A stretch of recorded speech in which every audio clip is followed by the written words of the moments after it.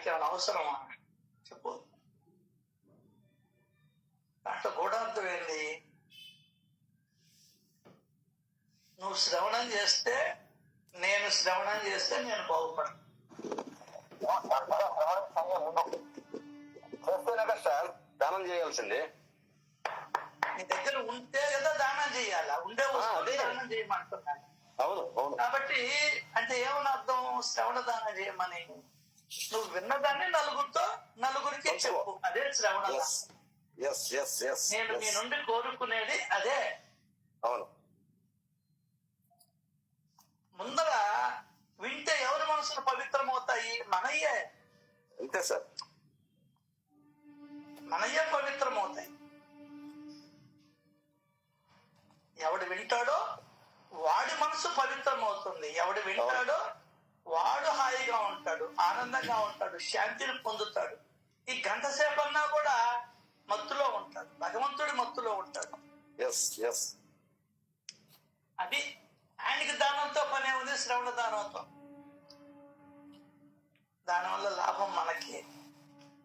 అమ్మ అన్నం వండుతుంది, ఆమెతో కలిపి వండుకుంటుంది, మనకే కాదు. అంతే ఏదైనా కూడా ఉన్న వస్తువుని దానం చేయాల. శ్రవణం ఉంటే నువ్వు దానం చేయొచ్చు.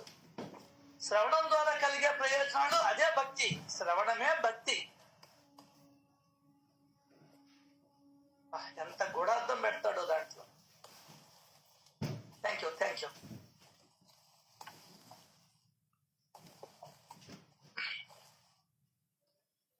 ఇప్పుడు చదివిన అధ్యాయంలో ఇంకొకటి. అక్కడ 3 మనుషులు వస్తారు, ఇక్కడ పటవ రూపంలో వస్తాడు. నేను కానిది ప్రపంచంలో ఏదీ లేదు అని చెప్తున్నాడు. ఎవరు వచ్చినా బాబాగానే నేను అనుకుంటాను అన్నాడు. కానీ ఇక్కడ ఎందుకో పటవ రూపంలో వెళ్ళాడు. అది ఆయన లీల. ఇటు పటాన్ని మూసి పెడతాడా, లేకుంటే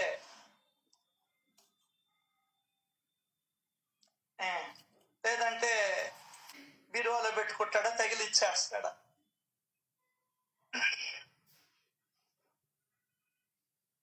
అది మనం చూడాల్సింది. లేదంటే నన్ను కూర్చోబెట్టి అన్నం పెట్టాలి. హేమాద్రి పంత్ గారి దృష్టిలో బాబా పటానికి బాబాకి తేడానే లేదు. నేను తేడా చూడడం లేదు, నా మనసులో అంత స్థిరపడింది అని చెప్తున్నా. అర్థమైందా? అదొకటి గుర్తు పెట్టుకోవాలి. మనం బాబా గుళ్ళోకి పోయినా, మన ఇంట్లో పూజా మందిరంలోకి పోయినా కూడా బాబా ఉన్నాడు, అక్కడ పరివేష్టితమై ఉన్నాడు అని నాకు ఉండాలి, ఎరుకుండాలి. అది నాకు ఆ ఎరుకుందని చెప్తున్నాడు హేమాద్రి పంత్. అంత నమ్మాడు ప్రగాఢంగా ఆయనకి, ఆయన చిత్రపటాన్ని. దానికనే బాబా ముందరే చెప్పాడు హేమాద్రి పంత్ చేత, ఎవరు వచ్చినా నేను బాబాగానే భావిస్తాను అన్నాడు. ఓకే, మనుషుల్ని పంపిలా, ఆయనే వచ్చాడు. పటం రూపంలో వచ్చాడు. నమ్ముతావా? ఇది పటం అనుకొని గోడకి తగిలించుకుంటావా, నలుగురికి చూపించుకుంటావా? నేను భోజనానికి వస్తానని చెప్పా, ఆ పీట మీద నన్ను కూర్చోబెడతావా లేదా? మనకెన్నో పటాలు ఇచ్చున్నారు, ఆ మూటలు గట్టి బీరువా పైనో లేకుంటే గోడకో తగిలిచ్చేస్తాం. ఆ రోజే కాదు, ఈ రోజు కూడా నువ్వు బాబాతో కలిసి భోజనం చేయొచ్చు. ఏంది? బాబా పటాన్ని కూర్చోబెట్టి, బాబా ఒక పెట్టేసి కూర్చోబెట్టి, తిను బాబా అని చెప్పి నువ్వు తినొచ్చు. వెసులుబాటు ఇచ్చాడు భగవంతుడు. ఏమో ఒక రోజుకి తినేస్తాడేమో, చెప్పలేము. నీ నమ్మకాన్ని బట్టి యద్భావం తద్భావం. Okay, thank you.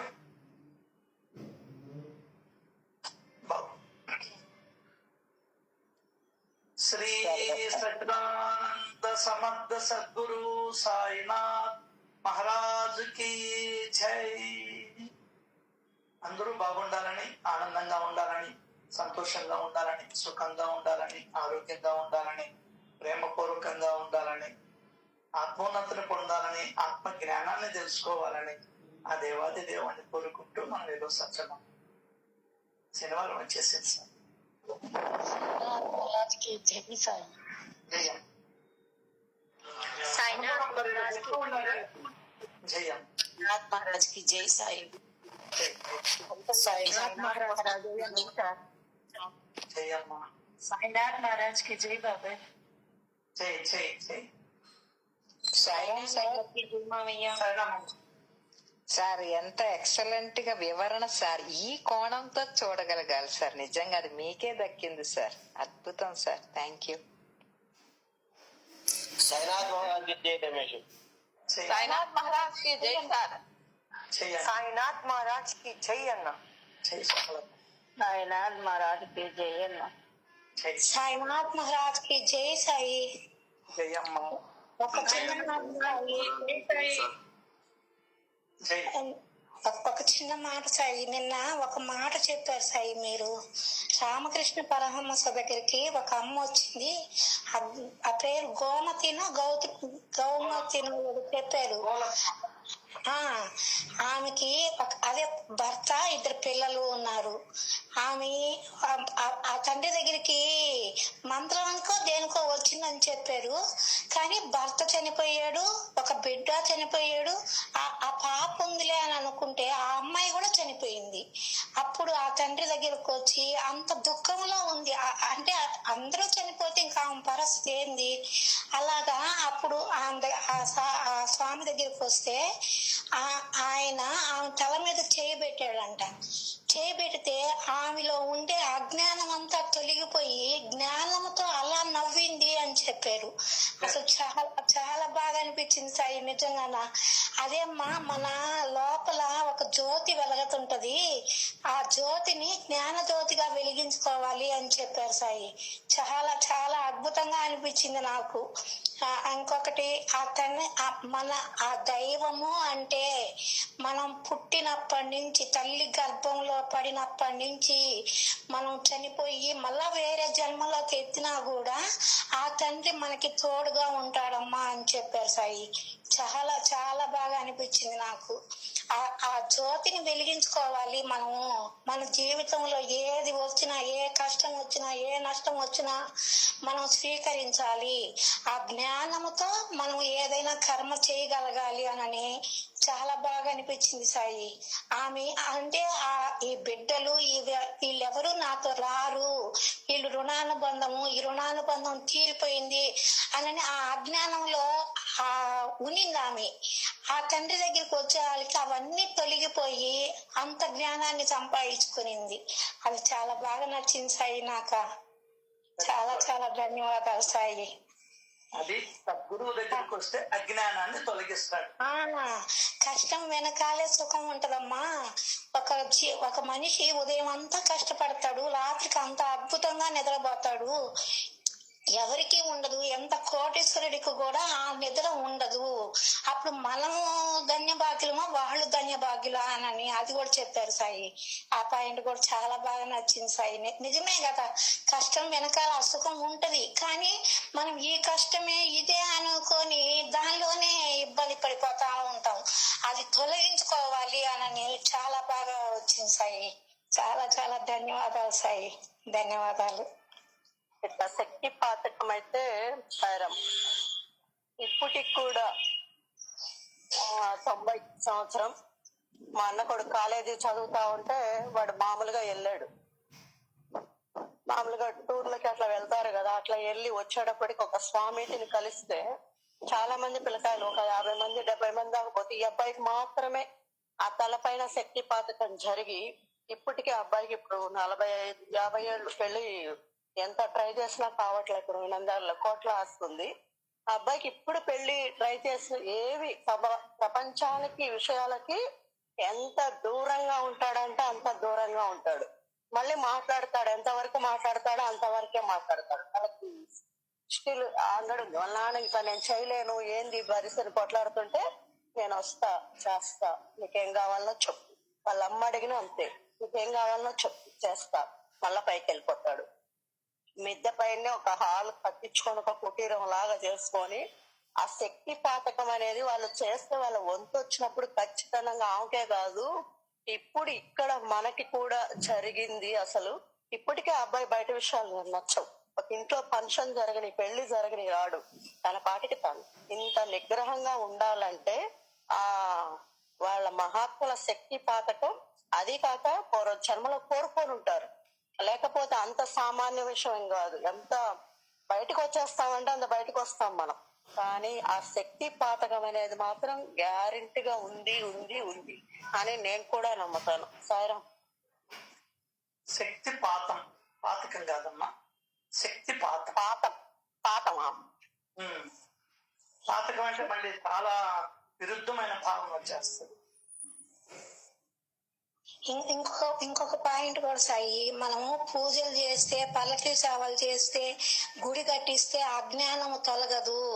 నా కథలు శ్రవణము చేస్తే అజ్ఞానం తొలగుతుంది అని అది కూడా చాలా బాగా అనిపించింది సాయి. నిజమే కదా, అప్పుడంతా పూజలు, ఆ పల్లకి సేవలు అవన్నీ చేసాం, కానీ భగవంతుడు అంటే నా లోపలే ఉన్నాడు అని తెలియలే సాయి.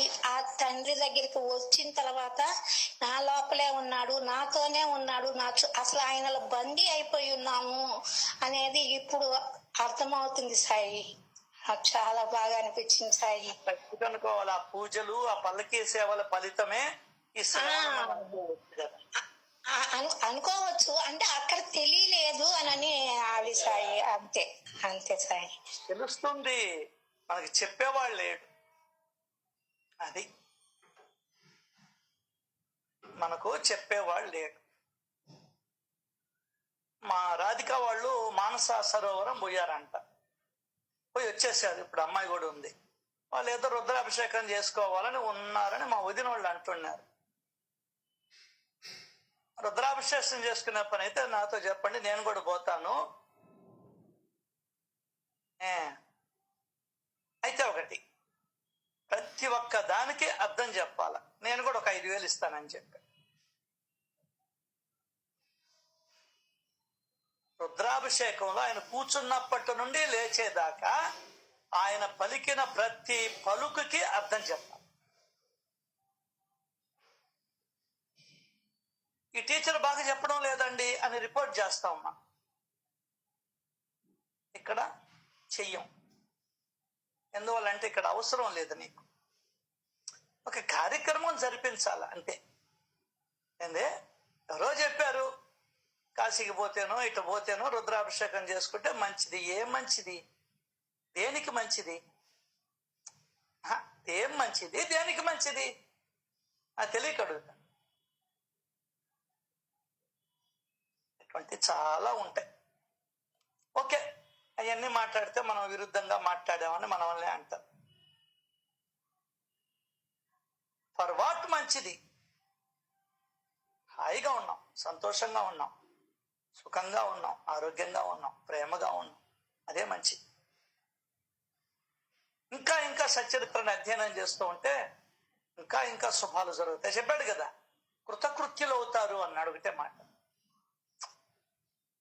అదే ఏ కోరికలు మనసులో ఏ కోరికలు కోరకుండా నన్ను నిష్కామంగా ఆరాధిస్తే మీరు శుభాలను పొందుతారు, కృతకృత్యులు అవుతారు అని చెప్పాడు.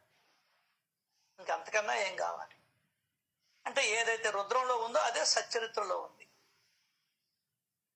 దానికనే సచ్చరిత్ర పారాయణ పెట్టుకోవాలా. ఇంకా గొప్పగా నీకు అర్థం కావాలంటే సచ్చరిత్ర అధ్యయనం చేసుకోవాలా, చర్చలు చేసుకోవాలా, లేదా సత్సంగాలు పెట్టుకోవాలి. మనం ఈ మాయలో పడిపోయినాం. రుద్రాభిషేకం అంటాం, తప్పులే, చాలా గొప్పది. అన్నిటికన్నా టాప్ మోస్ట్ అర్థం తెలిసిగానా చేస్తే, దాని లోపల ఉన్నటువంటి గూఢార్థాలుగాన తెలుసుకొని చేయగలిగితే అంతకు మించింది లేదు. అందులో 11 సార్లు చేయాల రుద్రాభిషేక.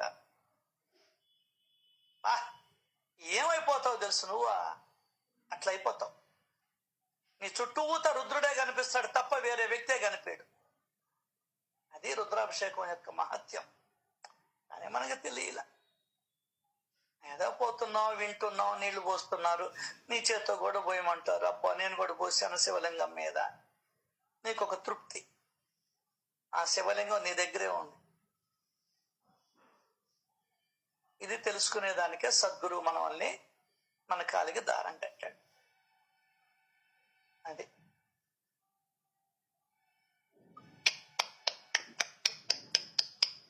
ఇది ఎప్పుడైతే తెలుసుకుంటావో అప్పుడు బాగుపడతాం మనం. ఓకే, ఏ లేదు, జ్ఞానాన్ని ఆర్జిస్తూ ఉండడమే. వేదాలలో ఉన్నటువంటి జ్ఞానాన్ని ఆర్జించడం.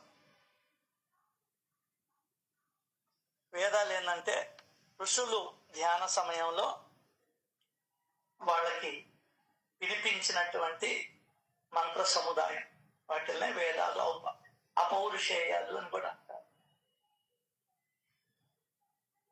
అవి రాసుకున్నట్టే కాదు, అలాగా చెప్పుకున్నట్టే కాదు, వాళ్ళకి వాణి వినిపించింది. వాటిల్ని వాళ్ళు తమ శిష్యులకి చెప్పారు. వాటిల్ని అదే గురు పరంపరగా చెప్పుకుంటూ వచ్చారు. ఇప్పుడు భగవంతుడు మనకు సులభం చేసేదానికి మాటల రూపంలో, వాక్కు రూపంలో అందిస్తున్నాడు. ఎస్, ఆయన కరుణకి మనం కరిగిపోవాలి. ఇవన్నీ భావన చెయ్యాలి. అక్కడ చిరుకుండాలి, ఓపిక ఉండాలి. ఏం చేత రాకపోతే ఎక్కడైనా చేసేవాళ్ళు ఎవరైనా చెప్తున్నారంటే అక్కడికి వెళ్ళి కూర్చోవాలి. అది లేకపోతే ఎందుకు వచ్చినట్టు, ఎందుకు పోతున్నట్టు అర్థం కాదు. ఎన్నిసార్లు చెప్పుకున్నా ఇదే. Okay, thank you. మనం చోల్కర్ ఉదంతో లేకపోతే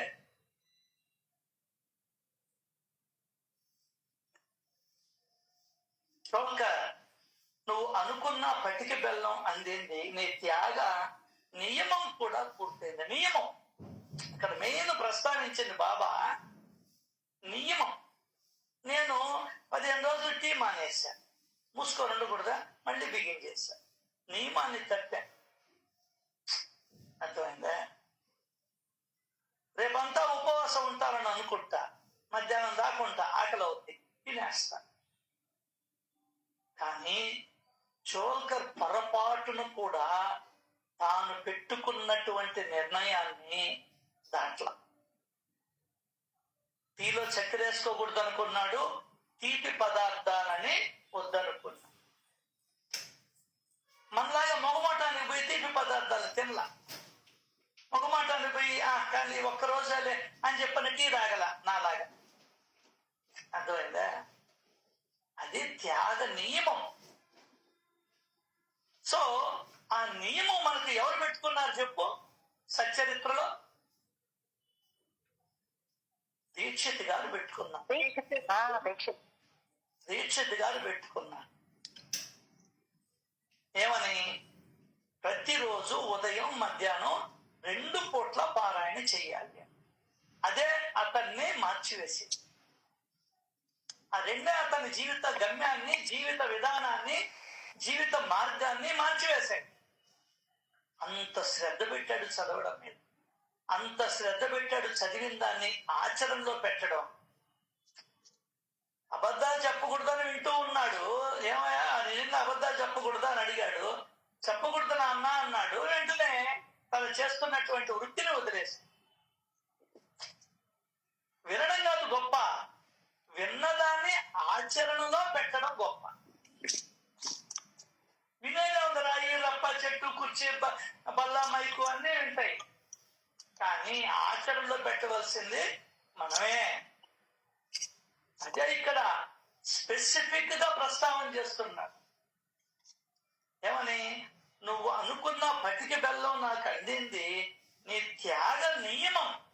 ఆ త్యాగాన్ని నియమంగా పాటించాడు. ఇప్పుడు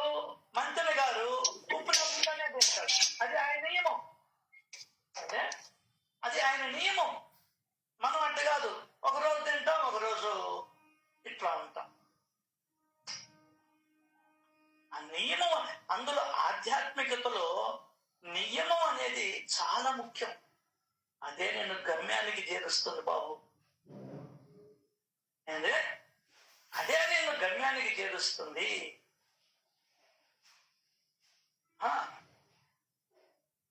పూజైనా మానేసేవాడు, స్నానమైనా మానేసేవాడు. ఎందువల్లంటే జ్ఞానార్జన మీద దృష్టి పెట్టాడు ఆయన. ఎట్లా బతకాలో అనే దాని మీద దృష్టి పెట్టాడు. అబద్ధాలు చెప్పుకున్నాడు, చాలా డబ్బులు సంపాదించుకున్నాడు. నో, ఇంకొద్దు. అర్థమైందే? కాబట్టి జ్ఞానాన్ని సంపాదించేదానికి అతను దేవుడిని కూడా పక్కన పెట్టేశాడు. దేవుడి పూజ, అన్నం తినడం పక్కన పెట్టేశాడు, స్నానం చేయడం పక్కన పెట్టేశాడు. మీలాగే పొద్దున్న లేచి మీరు ఏ విధంగా ఇక్కడికి వచ్చేస్తున్నారు ఆ విధంగా. సో మొట్టమొదట మనం జ్ఞానార్జనకి ప్రథమ పీట వేయాలి. లౌకికంలో చూడ పిల్లవాడిని లేయంగానే పుస్తకం ఎత్తుకోరా అని చెప్తాం. అది దేనికి?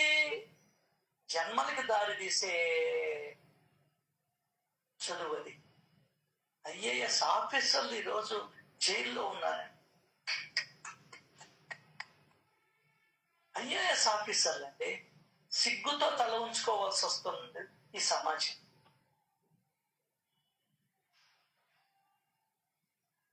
అది పట్టుపుట్టి కోసం, లగ్జరీస్ కోసం.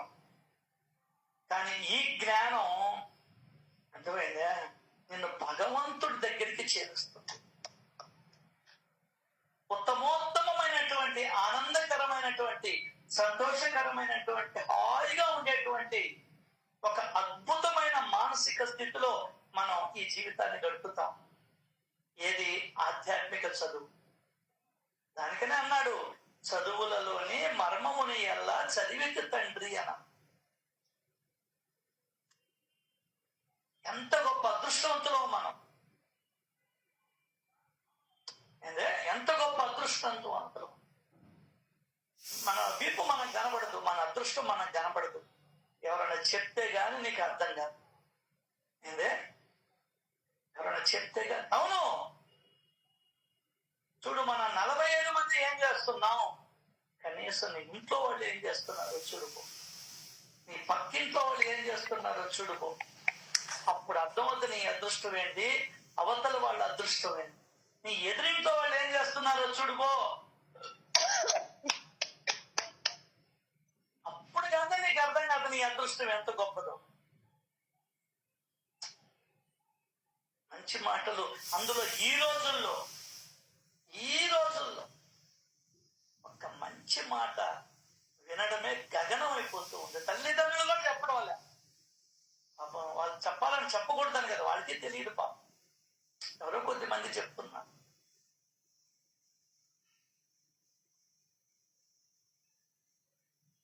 సో ఇవన్నీ మనం పరిశీలన చేస్తాం. అయిపోయింది సార్ లిటిల్ లైఫ్.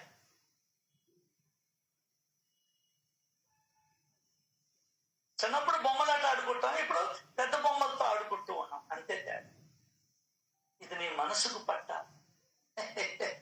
మెయిన్ ఏంటంటే ఆధ్యాత్మికతలో మనసు నమ్మాలి.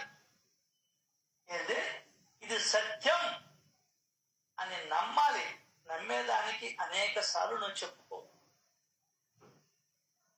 ఆ చెప్పుకోవడంలో మనం విఫలం చెందుతున్నాం కాబట్టి పరుగులు ఎక్కువైంది. నీకు నువ్వు చెప్పు, ఒక 100 సార్లు చెప్పుకో. నాతో వచ్చేది ఏంది అని ఒక ఇదే మంత్రం నీకు రోజంతా, వేరే మంత్రమేలా. నీతో వచ్చేది ఏంది అనేది నువ్వు 100 సార్లు చెప్పుకో, 1000 సార్లు చెప్పుకో, 1,00,000 సార్లు చెప్పుకో. సాయంకాలం లోపు నువ్వు మారుకుంటే అప్పుడు అడుగున్నాను. సాయంకాలానికి మారిపోతావు.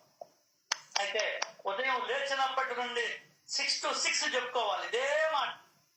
ఏం తీసుకోబోతాను ఇక్కడి నుంచి. అయిపోయింది, నా సమయం అయిపోతూ ఉంది, నేనేం తీసుకోబోతాను ఇక్కడి నుంచి అని నువ్వు నిలదీసుకో. ఊళ్ళో వాళ్ళని కాదు నిలదీసుకో. నిలదీసేది, నీ పిల్లాన్ని నీ భర్తని కాదు నిలదీసేది, నిన్ను నువ్వు నిలదీసుకో. ఎంత మార్పు వస్తుందో తెలుసా నీకు? నీ లోపల చెయ్యాల, చేస్తే వస్తుంది. అదే చేస్తేనే వస్తుందండి. ఏది ఊరికే రాదు, ఏది ఊరికే రాదు. నిన్ను నువ్వు నిలేసుకో. ఇప్పుడు దాకా ఊళ్ళో వాళ్ళని నిలేసావు, ఇప్పుడు నిన్ను నువ్వు నిలేసుకో. ఏదొస్తుంది, ఏదొస్తుంది? ఓహో ఇదే, ఇదే అయితే నేను చేసే పని నాతో వస్తుందా? ఓ లోపలికి వెళ్ళు. ఎంత లోపలికి వెళ్తావు జ్ఞానరత్నాన్ని ఏరుకో. ఓకే, రేపు ఆదివారం ఏం చేద్దాం, ఎల్లుండి ఆదివారం ఏం చేద్దాం, నేనేం పెట్టుకొని పోవాలి? కనీసం ఆదివారం అన్నా నా కోసరం, నా జన్మ కోసరం, నా ఉత్తరోత్తర మానుష్య జన్మ కోసరం ప్రయత్నిస్తున్నానా? సిఏ కోసరం, ఐఏఎస్ కోసరం 23 సార్లు ఫెయిల్ అయ్యాడు, మళ్ళీ ప్రయత్నించాడు. నీ జన్మ కోసం నీ ప్రయత్నం ఎక్కడ?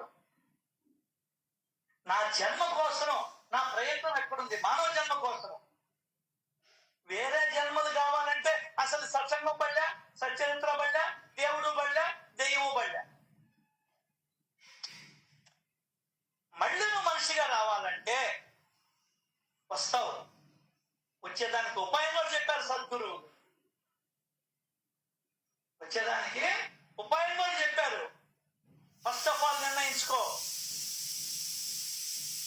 అంటే ఫస్ట్ ఆఫ్ ఆల్ నిర్ణయించుకో.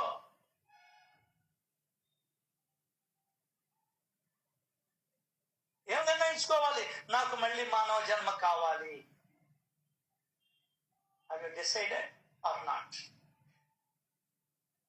కావాలనా వద్దా? కావాలి అనుకుంటే ప్రయత్నం చేయాలి, వద్దు అనుకుంటే వదిలిపడవద్దు. వద్దు అనుకుంటే వదిలేయి, అనవసరం టైం వేస్ట్. ఈ టైంలో ఏ పని చేసినా బట్టి నీకు 10 రూపాయలు డబ్బులు వస్తాయి. అది సంకల్పం, అది జ్ఞానాన్ని ఆర్జించడం. జ్ఞానాన్ని ఆర్జించడం. మలయాళ స్వామి అక్కడ ఉన్నాడు గుహలో, తిరుపతిలో, తిరుమలలో. ఏ గుహ అది? ఏదో అంటారు, చెప్తాను, ఐడియా ఉందా? గోగర్భం. థ్యాంక్ యూ బాబు. చూసారా ఎప్పుడైనా మీరు గోగర్భం? ఎంతమంది చూశారు? ఎన్నిసార్లు తిరుపతి పోయారు? ఒక మనిషి దూరే అంత సందు ఉంటది అక్కడ కూర్చు. దానికి నువ్వు తిరుపతికి పోతావు, కానీ తిరుపతి చరిత్రను గురించి నువ్వు తెలుసుకో. మన ఇండియన్స్ ఉన్నటువంటి, మన హిందువులకి, ముఖ్యంగా హిందువులకు ఉన్నటువంటి దౌర్భాగ్యపు స్థితి ఇది. ఇంకే నువ్వు ఏ దైవానికి పోతావో ఆ దైవం గురించి తెలుసుకో. అమ్మ బడవ కన్నప్ప సినిమా వస్తే రివ్యూలు చూసి ముగించుకున్నా నేను. ఇంక ఏది మనం బాగుపడేది? రివ్యూస్ చూసే వద్దనుకున్నా. మరి నువ్వు తిరుపతికి పోతున్నావు, ఏ రివ్యూ చూసావు? ఏ చరిత్ర చదివా? ఎన్ని చెప్పినా అనవసరమే. ఆయనకి ఎవరో సున్నుండ డబ్బా తెచ్చిచ్చారు పాపం, ఏదో స్వామి కదా. ఆయన కూర్చున్నప్పటి నుంచి ధ్యానానికి ధ్యాస అంతా సున్నుండల మీద పోతాం. నేను ఇంకోటి తింటావా, చెవులు పడతాయేమో, ఊరిడమ్మా బడ అని చెప్పి నేరుగా తీసుకొని వచ్చి బయటకు దూరంగా ఇసురు కొట్టేశాడు. అంతే, కూర్చున్నాడు, ధ్యానం కుదరదు. నువ్వు పక్కన మొగుడిని పెట్టుకుంటేవి, పెళ్ళాన్ని పెట్టుకుంటేవి, ఫోన్లు పెట్టుకుంటేవి, చిన్నపిల్లల్ని ఎత్తుకొని వస్తేవి. ఇంకేంది నువ్వు వినేది, చేసేది, పట్టేది? పూజల్లో పిల్లల్ని కూడా అయితే ఒళ్ళో పెట్టుకుంటారు. ఇంకా నీకు ఎక్కడ నిలుస్తుంది? ఎందువల్లంటే మనకి విషయం ఏంటంటే అసలు ఎందుకు కూర్చుంటున్నాము అనేది కూడా తెలియదు నాకు. పర్పస్ తెలియదా? పర్పస్ తెలియదు. అదే ఎక్కడో ఉన్నటువంటి వాళ్ళు 1వ తారీఖు ఇక్కడికి వచ్చేస్తారు. పర్పస్ తెలుసు, 4,000 పెన్షన్ వస్తుంది.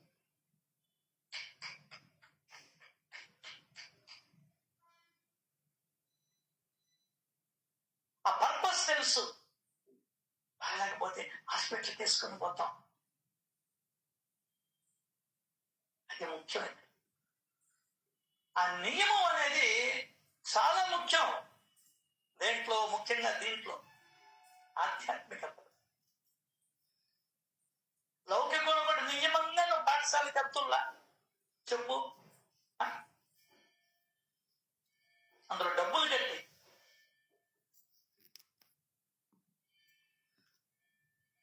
ఇవన్నీ కూడా ఎవరికి వాళ్ళు పరిశీలన చేసుకోవాలి.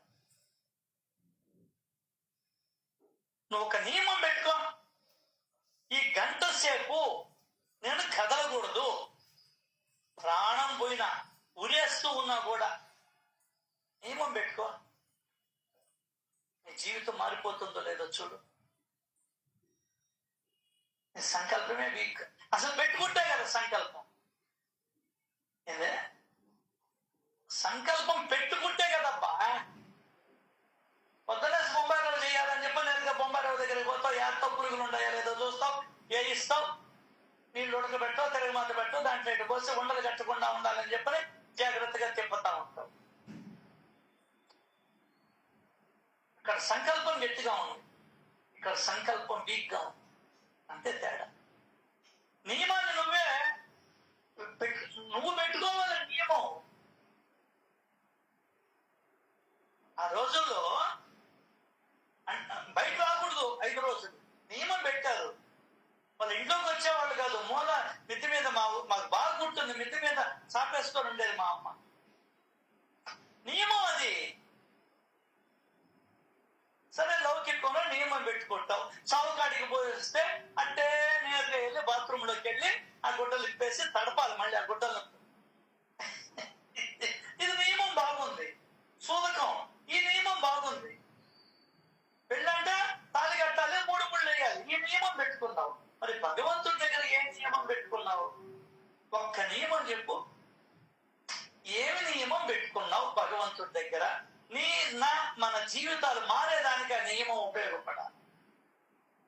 సార్, దేవుడికి ఏ పని చేసినా ఉపయోగం లేదు. మొత్తం చేసేది నీ మేలుకే. ఏ నియమం పెట్టుకొని ఏది సాధించాలనుకున్నావు? This is the question. This is the question.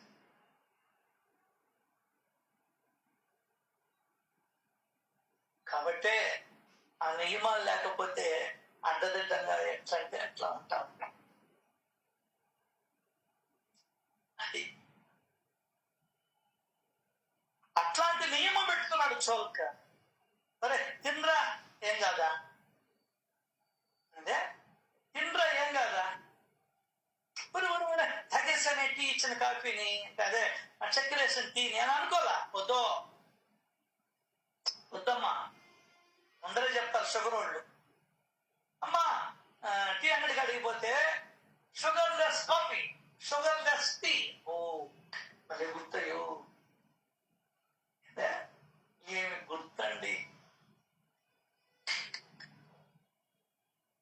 ఆ నియమం భగవంతుడి దగ్గర ఏది పెట్టుకున్నావు చెప్పు. నీకు నువ్వే, నాకు నేను. వచ్చింది కాపర్య భార్య, ఒక నియమం పెట్టుకున్నది. ఒక నియమం పెట్టుకున్నది. ఉన్న 6 నెలలు దాన్ని పాటించి నువ్వు నేను షిరిడీకి పోతున్నావు. ఏమి నియమం పెట్టుకున్నావు నువ్వు షిరిడీకి పోయిన తర్వాత? అది చెప్పు. అనుకున్నమ్మ మేలు స్విచ్ ఆఫ్ చేసుకోవాలా అని నియమం పెట్టుకున్నాను. నేను పెట్టుకోవాలా?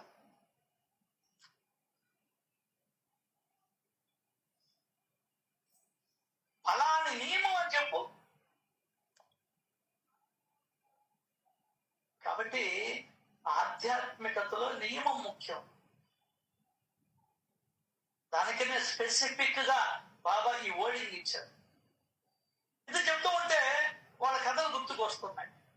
ఖచ్చితంగా 3 గంటలకు లేచి స్నానాదులు ముగించుకొని ధ్యానం చేయాలి రామకృష్ణ మఠం. ఎవరైనా సరే 1:30, 2 దాకా మాట్లాడిన వివేకానందుడు 3 గంటలకు లేసేవాడు. ఒకసారి బాబురావు అంటే ప్రేమానంద స్వామి, అనిత ప్రేమమయుడు, రామకృష్ణ పరమహంసకి అనిత ప్రియుడు. చిన్న విషయం కాదు, పేర్లోనే ఉంది ప్రేమానంద స్వామి. ఒక 100 సార్లు 150 సార్లు పైన చదువుంటా నేను ఆయన చరిత్ర. అటువంటి అతను ఒకసారి 4కి లేస్తాడు. అక్కడ నియమం ఏంటంటే ఎవరైతే 3 గంటలకు లేచి స్నానం చేసి ధ్యానానికి కూర్చోరో వాళ్ళు ఆ రోజు మఠంలో వాళ్ళకి భోజనం ఉండదు. దక్షిణేశ్వరం నుంచి 8 మైళ్ళు ఎక్కడికి? కలకత్తాకి. కలకత్తా ఊర్లో భిక్షాటన చేసి ఆ భిక్ష తెచ్చుకొని వండుకొని తినాలి. అది లెక్క.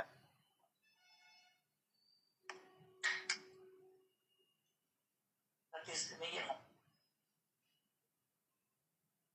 రామకృష్ణ పరమహంసకి వివేకానందుడు ఎంత శిష్యుడు, అంతే శిష్యుడు ప్రేమానంద కూడా. ఇంకొక ఆయన కూడా.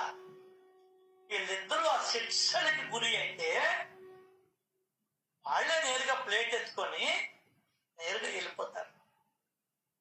దక్షిణేశ్వరం నుంచి కలకత్తాకి వెళ్ళి భిక్షాటన చేసి వస్తాడు. ప్రేమంటే ఏందో తెలుసా? ఈ ప్రేమానంద స్వామి కలకత్తాకి వెళ్ళి భిక్షాటన చేసి వచ్చిన దాకా ఆ మఠం ముందర ప్రచారాలు చేస్తూ ఉంటాడు వివేకానంద. భోజనం కూడా చేయడు. బాబురాం రాంగాన్ని కౌగిలించుకుంటాడు. మిత్రమా, సోదరా అంటాడు. సోదరా, నువ్వు నేనెట్లా ఆయనకి శిష్యుని, నువ్వు కూడా రామకృష్ణ పరమహంసకి చాలా గొప్ప శిష్యుడివి, నన్ను బాధ పెట్టాల్సి వచ్చింది, క్షమించు. లేదు లేదు లేదు లేదు అని చెప్తాడు. రా, చాలా రోజులైంది నేను భిక్షాన్నం తిని అని చెప్పని అప్పుడు దాకా వండుకొని తింటే అప్పుడు దాకా ఈయన భోంచేయలేదని తెలిసి ఆయన కౌగిలించుకొని ఏడుస్తాడు ప్రేమానంద స్వామి. సోదరా, మీరే నియమాలు పెడితే పంపిస్తే మళ్ళీ మీరు నా కోసం ఎంత ఉదయం నుంచి నువ్వు కూడా పస్తుగా ఉంది, ఏమీ తినకుండా నా కోసం ఎదురు చూస్తున్నావా? ఎంతటి ప్రేమ నీకు అని చెప్పని అంటాడు. అట్లా ఆధ్యాత్మికతలో నియమం పాటించాలి. ఏదైనా పెట్టుకో, ఒక నియమం అంటూ ఉండాలి. అది తనకనే తిరుపతిలో ఉన్న ఆమె ఒక ఆయన 10 రూపాయలు పంపించేవాడు. మీ మనీ ఆర్డర్ జీతం రాగానే అంత 10 రూపాయలు పంపించేవాడు. 20 ఏళ్ల పాటు పంపించాడు. వాళ్ళ కూతురికి పెళ్ళయిందని చెప్పని ఆ నెలలో 1వ తారీఖు పంపిలా. ఎవరో 2 ముస్లిం వ్యక్తులు వచ్చి, అమ్మా మీ ఆయన బాకీ నాకు డబ్బులు పంపిలేదు, ప్రతి నెల పంపిస్తాడు, ఈ నెల పంపిలేదని అడుగుతారు వచ్చి. ఏమండి ఎవరో 2 వ్యక్తులు వచ్చారు, ప్రతి నెల 1వ తారీఖు రాగానే పంపిస్తారంట, పంపిలేదంట అని చెప్పని వచ్చి అడగగానే అప్పుడు ఈయనకి గుర్తుకొస్తారు. దట్ ఈస్ కాల్డ్ నియమం. అర్థమైందా? సో మనం ఆధ్యాత్మికతలో ఇంకెక్కడైనా ఇబ్బందిలే, ఆధ్యాత్మికతలో మాత్రం నియమం పెట్టుకో. రోజు ఒక అధ్యాయం చదవాలనుకున్నాం పెట్టుకో. అదే నేను గమ్యస్థానం చేరుస్తుంది. అదే నేను గమ్యస్థానం చేరుస్తుంది. లేదు ఒక సత్సంగం వినాలనుకున్నావా పెట్టుకో. వాట్ ఎవర్ ఇట్ ఈస్, అది నీ జీవితంలో ఒక అలవాటైపోవాలి. శ్వాస ఏ విధంగా అలవాటైపోయిందో అది కూడా అలవాటైపోవాలి. నాడికనన్నాడు ఇక్కడ, ఈ త్యాగ నియమం పూర్తయింది చాలు. నువ్వు నియమంగా ఏంది, ఎప్పుడైనా షుగర్ ఉండే వాళ్ళకి చక్కెర వేసింది ఇచ్చినా పర్వాలేదులే, ఒక రోజుకే కదా అని తీసుకుంటారేమో తెలియదు. కానీ ఈయన మాత్రం మొక్కుకున్న రోజు నుండి బాబా దగ్గరికి వచ్చిన దాకా ఆ నియమాన్ని పాటించాడు. కాబట్టి నీ త్యాగ నియమం పూర్తి అయ్యింది అని అన్నాడు బాబా. అంతేకాదు దాన్ని ఏమంటున్నాడు బాబా, ప్రాయశ్చిత్తం చేసుకున్నావు అంటున్నాడు. అంటే మొక్కును త్వరగా తీర్చలేక చక్కెరను మాని ప్రాయశ్చిత్తం చేసుకున్నాడు. ఆ జైబేరి సినిమాలో వాడు ఆ యొక్క అంజలి ఇంటికి పోయి వచ్చిన తర్వాత ప్రాయశ్చిత్తం చేసుకోవాలంట. అంటే ఏదో నీళ్లు పోసి ఏదో ఒకటి వాత పెట్టడం, నాలుగు మీద ఏదైనా వాత పెట్టడం, 2 మంత్రాలు చదవడం. ఏంది అసలు ప్రాయశ్చిత్తం? ఏంది అసలు? వేదాలు చదివా ఏమి లాభం? ఉపనిషత్తులు పేపర్ చూడకుండా. అంటే నేనే చదవనులే, మెయిన్ హెడ్డింగ్స్ చూస్తా, అది కూడా ఇక్కడికి వస్తుంది కాబట్టి ఈ రోజు నుంచి అనుకున్న ఎంతవరకు ఆ నియమాన్ని పాటిస్తానో తెలియదు. నేరాలు, ఘోరాలు, అక్రమాలు, అన్యాయాలు. ఒక్క మంచి వార్త ఉందండి, అదిగో అంతర్యామి తప్ప. అందుకనే ఈసారి చూస్తే అంతర్యామి చూడాలి, ఏం చూడకూడదు. ఏం సార్ ఇట్లా అయిపోయినాం మనం? నాకు బాధ సార్. మనకెవ్వరు చెప్పలేదు సార్. ఏం కర్మ చేసుకొని వచ్చానో నేను.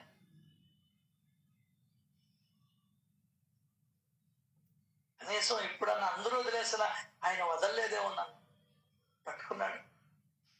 4 మంచి మాటలు చెప్తున్నాడు సచ్చరిత్ర. అంటే ఎంతైపోయిందో అది జీవితం. ఎవరికి వాళ్ళు ఆలోచించుకోవాలి సార్.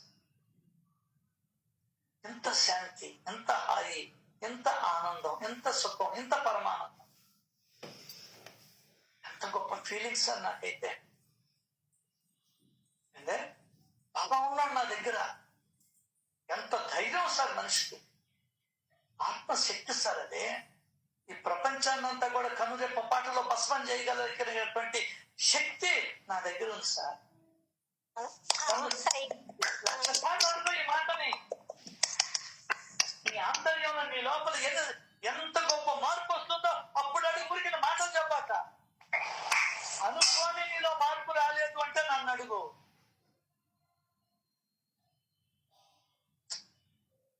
మామూలు అడుగు కాదు.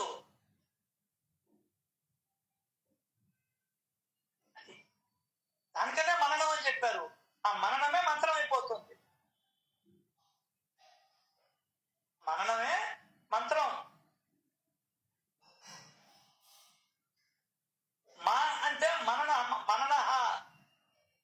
ప్రేమంటే రక్షించేది. మంత్రం నిన్ను రక్షిస్తుంది. ఏదైనా మంత్రమే. అక్షరాలు కలిపితేనే మంత్రం. దాన్ని నువ్వు పదే పదే పదే పదే పదే పదే పదే పదే పదే పదే నువ్వు మననం చేస్తే అది మంత్రము. అది అదే అన్నాడు.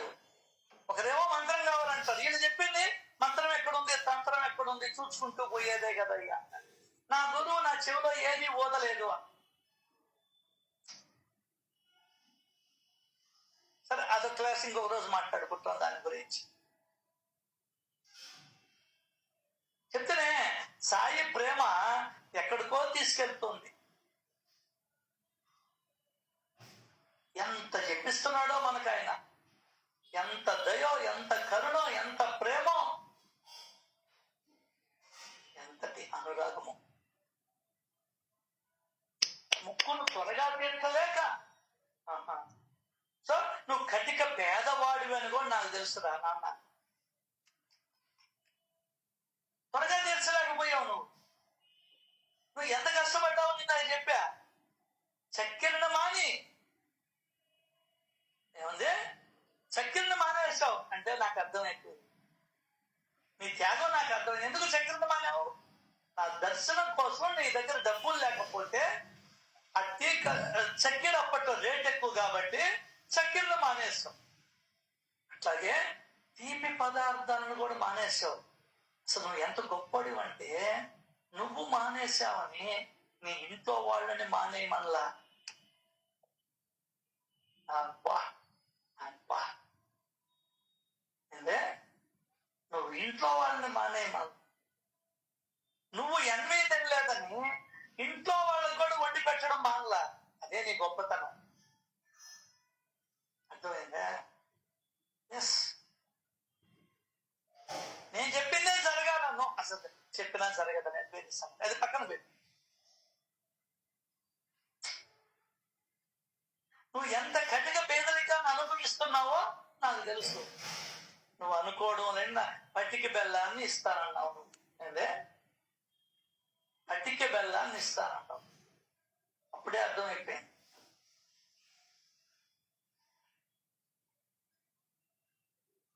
నీ త్యాగం అర్థమైంది. ఇదే ప్రాయశ్చిత్తం అనుకుంటున్నావు.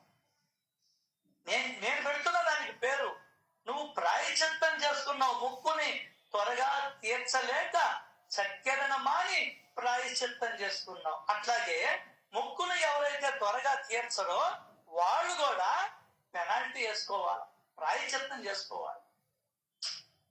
అర్థమైందే? ఎస్, తప్పు చేశాను బాబా, నీకు 100 రూపాయలు ఇవ్వాలా? తప్పు చేశా, పొరపాటు చేశా, ఇదిగో 110గా హుండీలో వేస్తున్నా. సత్యంతో నేర్పిస్తుంది. చెప్తున్నా నిన్న, ముక్కంటే ఎట్లా ఉండాలి? అన్నం తినంగానే చేయగడుకుంటామా? అదే టీవీ చూస్తా ఉంటే నేను చేయగడుకోను. ఒక 10 నిమిషాలు ఎండిపోతే పక్కన వాళ్ళు లేదా అని చెప్తే కానీ నేను చేయగడుకోను. అదే మల విసర్జనకి పోతే వెంటనే నువ్వు శుభ్రం చేసుకుంటావా లేదా? అట్లా నీ ముక్కు సఫలమైన తర్వాత ఆ రోజు సాయంకాలమే బయలుదేరాలా. ఎక్కడికి? నువ్వు ఎక్కడ మొక్కుకున్నావో అక్కడికి.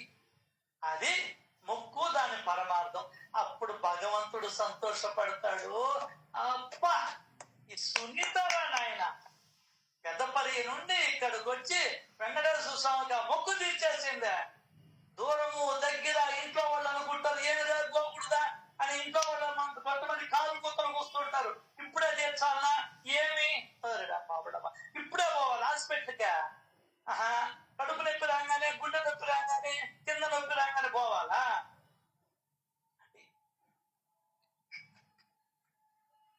ఎంత ఉందో తెలుసా సచ్చరిత్రలో? జ్ఞానం ఏముంది? పుణ్యం కాదు ఉండేదిరా నాన్న, జ్ఞానం. తాళిగట్టగానే పక్క సంవత్సరం చేసుకోకూడదా? పండగన 16 రోజుల పండగనే ఏనాయనా రాత్రికే చేసుకోవాలా? అబ్బా, ఈ తెలివి అక్కడ చూపించకూడదు నాన్న.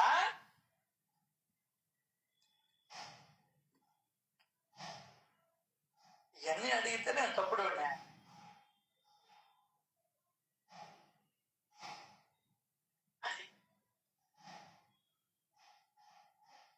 ముక్కు త్వరగా తీర్చలేనప్పుడు ఏం చేయాలి? క్షమాపణ అన్నా చెప్పాలి. కనీసం ఏం చెప్పాలి? క్షమాపణ అన్నా చెప్పగలి. కాబట్టి ఇప్పుడు ఎవరైతే తీర్చారో ఇప్పుడన్నా క్షమాపణ చెప్పుకున్నావు, తెలిసిందిగా. అదే ప్రాయశ్చిత్తం. ప్రాయశ్చిత్తం అంటే ఏదో కాదు, మనసుని పరిశుద్ధం చేసుకోవడమే ప్రాయశ్చిత్తం.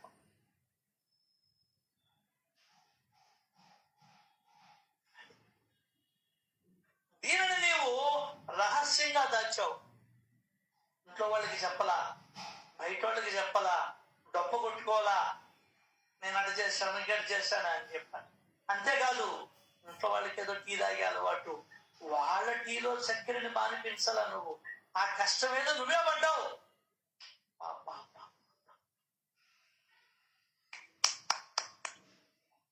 వాళ్ళకి చిన్నపిల్లకాయలకి తీపి పదార్థాలంటే ఇష్టం. సరే, వాళ్ళకు కూడా చెప్పలా. నువ్వు ఒక్కడివే త్యాగం చేసి ప్రాయశ్చిత్తం చేసుకున్నావు. ఇది నాకు నువ్వు చెప్పినా చెప్పకపోయినా నాకు సమస్తం తెలిసి. ఇక్కడ నుండి తత్వం చెప్తున్నాడు చోల్కర్ ద్వారా మనందరికీ కూడా. తత్వం అంటే శక్తి, ఇంకేమీ లేదు. ఒక అద్భుతమైన తత్వం నడిపిస్తుంది ఈ సృష్టిని అంతా కూడా. కాబట్టి ఆ శక్తికి పేర్లు పెట్టుకున్నాం. ధనం అయితే ధనలక్ష్మి అని, వాక్కుకు సంబంధించింది, తెలివికి సంబంధించింది అయితే సరస్వతీదేవి అని. దుర్గా అంటే ధైర్యానికి సంబంధించినటువంటి ఆమెకి దుర్గాదేవి అని. మన కోరికలను నశింపజేసేది దుర్గాదేవి అని. ఆ శక్తికి ఒక్కొక్క పేరు పెట్టుకున్నాం.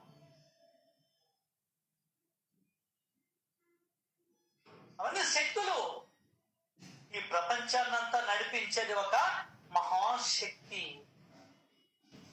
దేవుడు కాదు, శక్తి నడిపిస్తూ ఉంది. నీ ఫ్యాన్ తిరుగుతుంది, దేవుడు తిప్పడంలే.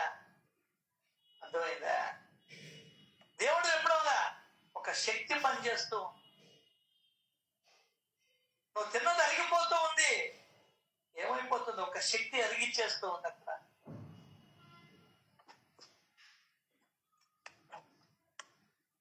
నువ్వు ఇంకా దేవుడి దగ్గరే ఉంటావు. దేవుడి దగ్గర నుండి శక్తి కాడికి రావాలి. లాస్ట్ లో తెలుసుకుంటావు, దేవుడు అన్నా శక్తి అన్నా ఒకటే. అర్థమైందా?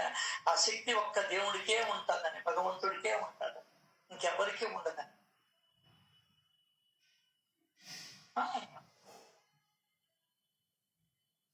తల్లి గర్భంలో ఒక అద్భుతమైన సృష్టిని చేశాడు. లోపల 6 అడుగులు దేవుడికి వెళ్ళి, లోపల 6 అడుగులు దేవుడు వెళ్ళి కూర్చొని చేశాడా? ఆలోచించు. నీకు అయిపోద్ది లోపల ఒక శక్తి తప్ప ఇంకొకటి లేదు అని. దాన్నే మనం దేవుడు అంటున్నామని. ఆ దేవుడికి ఒక రూపాన్ని ఇచ్చామని. ఎందుకు? పూజించుకునేదానికి, మాట్లాడుకునేదానికి, ఆయనతో కొంతసేపు గడిపేదాన్ని, మనసు ప్రశాంతంగా ఉంచుకునేదాన్ని, ఆనంద డోలికలలో ఊగేదాన్ని. అసలు ఎట్లుండా తెలుసా? పూజ చేసుకుని వస్తే నువ్వు నీ ముఖం మీద చిరునవ్వుతో నీ ముఖం ఎదింపుమానంగా వెలిగిపోవాల. ఎందువల్లంటే అంత ఆనందంతో నువ్వు వచ్చావు బయటికి పూజా గదిలో నుంచి. ఏదా చిటపటలాడుతూ వస్తువా? రావడమే ఏమే బిడ్డా కోడలు, ఏదా చిట్టపట్ట చినుకులు ఈ వస్తుండే. ఎట్లుంటారు నీ మొహం చూస్తే? అందరూ దండం పెట్టాలి, నీ కాళ్ళకు దండం పెట్టాలా నువ్వు పూజ చేసి వస్తే. అంత శక్తిమంతుడై నువ్వు తిరిగి రావాలా. ఎన్నో అంటే నువ్వు శక్తిని ఆరాధించావు అక్కడ. ఇది చెప్పిన వాడు కోపమే నా మీద. ఏం చేసి వచ్చేది నేను?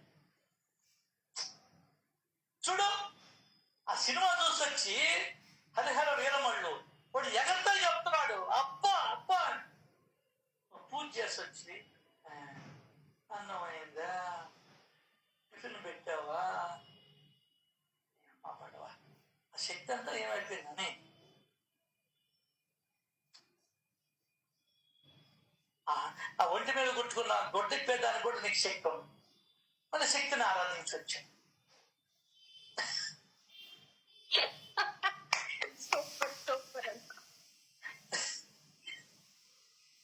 అదేమన్నా 8 మూరలు ఉంటుందా? ఒక మూర ఉంటే గొప్ప. దానికి దోపుకుంటా ఉంటాడు ఈ తొడల మధ్యలో.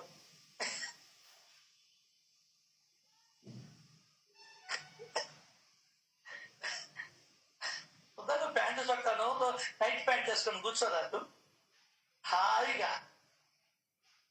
ఈవుళ్ళ భార్య ఇటు చూస్తుంటది, ఇటు చేయి చూపిస్తుంటది, వచ్చి కప్గా కప్గా కప్పుకోమని.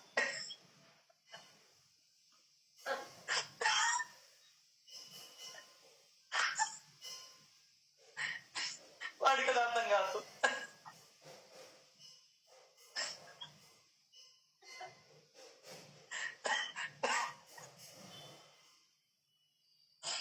అమ్మా థ్యాంక్ యూ సార్. మీ అందరికి ఎంత నవ్వులు ఇచ్చారు నాకు.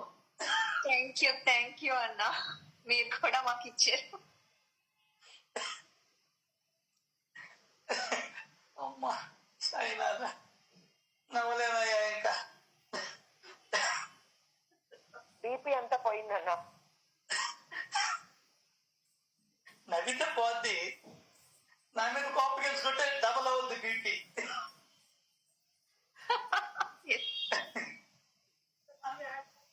అర్థమైందా? సార్ నవ్వుకోబా, గట్టే ఉండు. వద్దన్న దేవుడా, ఏమన్నా నేనేమన్నా బలవంతం చేశానా నవ్వమన్నా. నీకు నవ్వు అనిపిస్తే నవ్వు, లేకుంటే లే. వాళ్ళ మన దగ్గర ఒక నేడు మన దగ్గరే వాళ్ళ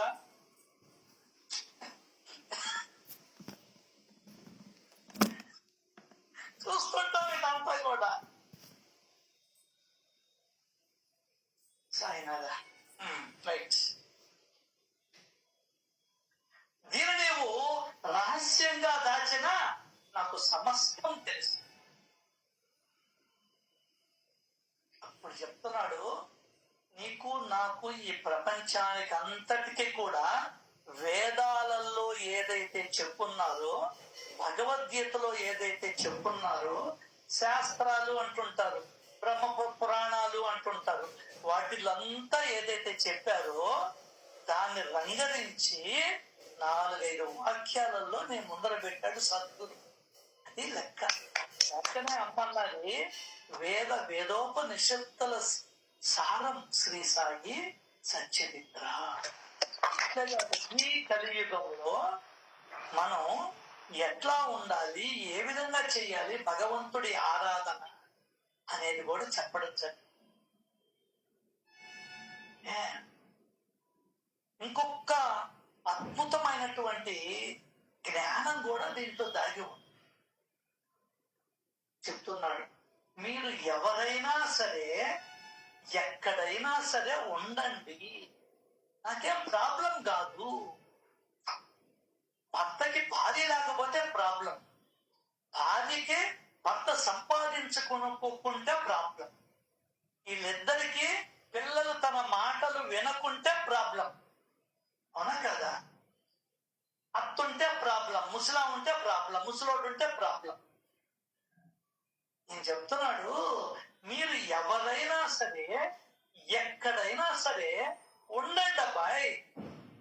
మీరు ఎవరైనా, స్త్రీ అని లేదు, పురుషుడని లేదు, ధనవంతుడని లేదు, పేదవాడని లేదు, మధ్యతరగతి వాడని లేదు, అమెరికన్ అని లేదు, రష్యన్ అని లేదు, భారతీయుడని లేదు, ఇథోపియా వాడని లేదు, జపాన్ వాడని లేదు, ఎవరైనా సరే, భిక్షగాడైనా సరే. అర్థమైందా? మీరు ఎవరైనా, హిజ్రా అయినా పర్వాలేదు, మనిషి అయితే చాలు. మీరు ఎవరైనా, కుంటోడైనా, గుడ్డోడైనా, చదువు రాని వాడైనా, చదువు ఉన్నటువంటి వాడైనా, అందగాడైనా, అందగాడు కాకపోయినా, అందము లేని స్త్రీ అయినా, అందముగా ఉన్నటువంటి స్త్రీ అయినా, కాళ్ళు చేతులు లేని స్త్రీ అయినా, కాళ్ళు చేతులు లేని మనిషి అయినా, పురుషుడైనా సరేగాక, మీరు ఎవరైనా సరే ఎక్కడైనా సరే ఉండండి. అంటే ఎక్కడైనా, ఎక్కడైనా, నెల్లూరులో ఉంటావా, గూడూరులో ఉంటావా, హైదరాబాద్ లో ఉంటావా, అమెరికాలో ఉంటావా, రష్యాలో ఉంటావా, సహారా ఎడారిలో ఉంటావా, బెడ్రూమ్ లో ఉంటావా, వంట రూమ్ లో ఉంటావా, బాత్రూమ్ లో ఉంటావా, లెట్రిన్ సీట్ మీద కూర్చొని ఉంటావా, డైనింగ్ టేబుల్ మీద ఉంటావా, క్యారిడార్ లో వాకింగ్ చేస్తూ ఉంటావా, లేదా అట్లా ఏటికి పోతావా, గుళ్ళోకి పోతావా, లేకుంటే క్లబ్ కు పోతావా, ఎక్కడైనా సరే ఉండండి. ఆటోలో పోతూ ఉంటావా, బస్సులో పోతూ ఉంటావా, విమానంలో పోతూ ఉంటావా, మంచం మీద పడుకొని ఉంటావా, కూర్చొని ఉంటావా, సోఫాలో పడుకొని ఉంటావా, చూస్తా ఉంటావా, టీవీ చూస్తా ఉంటావా, టీవీ కట్టేస్తుంటావా, ఐ డోంట్ కేర్. మీరు ఎవరైనా సరే ఎక్కడైనా సరే ఉండండి. ఎక్కడైనా ఉండు. పొలంలో పని చేస్తూ ఉంటావా, టైలరింగ్ పని చేస్తూ ఉంటావా, నడుచుకుంటూ పోతూ ఉంటావా, వ్యాపారం చేస్తూ ఉంటావా, నిద్రపోతూ ఉంటావా, లేదంటే కునికిపాట్లు పడుతూ ఉంటావా, లేకుంటే చేపలు పడుతూ ఉంటావా, నీ ఇష్టం కైమా కొడుతూ ఉంటావా. మీరు ఎవరైనా సరే, హిందువా, ముస్లిమా, క్రైస్తవుల, జైనుల, శాక్తేయుల, ఐ డోంట్ కేర్. మీరు ఎవరైనా సరే, రాజా, పేద, గుమస్తానా, సైనికుడా, సైనికాధికారియా, ప్రధానమంత్రియా, ఉప ముఖ్యమంత్రియా, ముఖ్యమంత్రియా, ప్రెసిడెంటా, ఎవరైనా సరే ఎక్కడైనా సరే ఉండండి. రాష్ట్రపతి భవన్ లో ఉంటావా, పూరి గుడిసెలో ఉంటావా, ఏట్లో గుడిసేసుకుని ఉంటావా, రైలు పట్టాల మీద పక్కన పడుకొని ఉంటావా, ప్లాట్ఫామ్ మీద పడుకు, ఎక్కడైనా ఉండండి. ప్లాట్ఫారం మీద ఉంటావా, బస్ స్టాండ్ లో ఉంటావా, బస్ స్టాండ్ లో ఉన్నటువంటి కుర్చీలలో ఉంటావా, హోటళ్లలో ఉంటావా, హాస్పిటల్లో ఉంటావా, బంధువుల ఇంట్లో ఉంటావా, స్నేహితుల ఇంట్లో ఉంటావా, అన్నదమ్ముల ఇంట్లో ఉంటావా, ఎక్కడైనా సరే ఈ ప్రపంచంలో